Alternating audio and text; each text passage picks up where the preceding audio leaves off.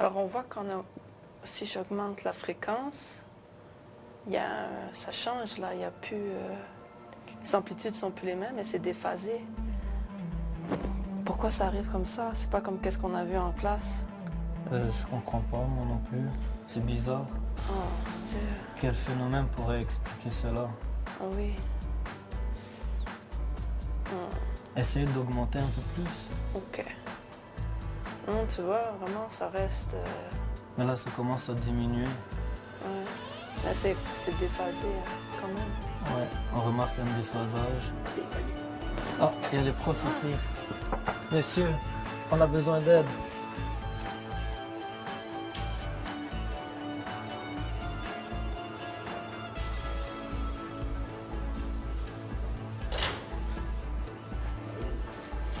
Bonjour Marianne. C'est de l'électronique. Monsieur Nergizé, on a trouvé une faille dans la matière que nous avait enseignée en classe. On a bien vu en classe que si on avait un circuit avec 3 composantes en série avec une source de tension, que la tension de la source est égale à la somme des 3 tensions aux bornes des composants. Oui, mais vous avez fait cette observation avec 3 restances de valeurs différentes, placées en série, n'est-ce pas? Ben, en voici un circuit RLC série similaire et on retrouve aux bornes du condensateur une tension supérieure à celle de la source. Mais c'est génial! On vient peut-être de faire une nouvelle découverte et de battre Monsieur Kirchhoff. Wow. Vous pourrez bien faire des nouvelles découvertes, mais pas aujourd'hui.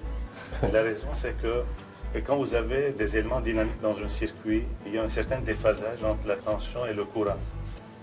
Et donc, à ce moment-là, il y a les choses qui changent. Donc, on ne peut pas faire une sommation directe.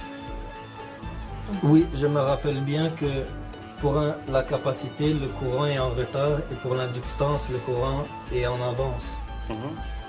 Donc cette loi n'est pas applicable pour un circuit RLC. Si, cette loi est applicable pour un circuit RLC.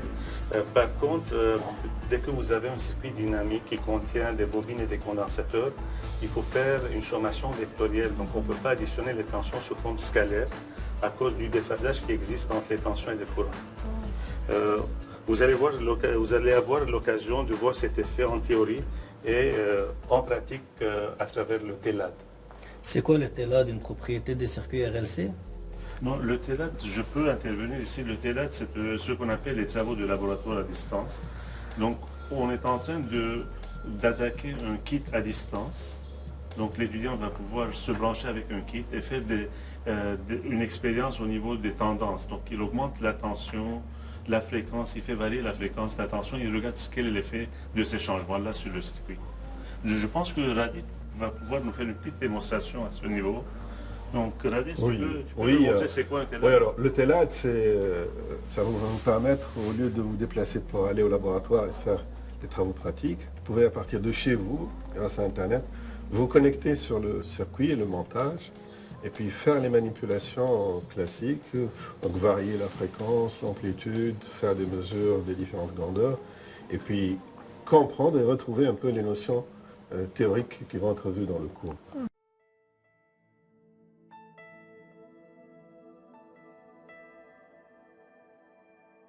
Bon, Anis et Marianne, donc on va essayer d'expliquer ça d'une façon théorique. Donc si on a un circuit RLC,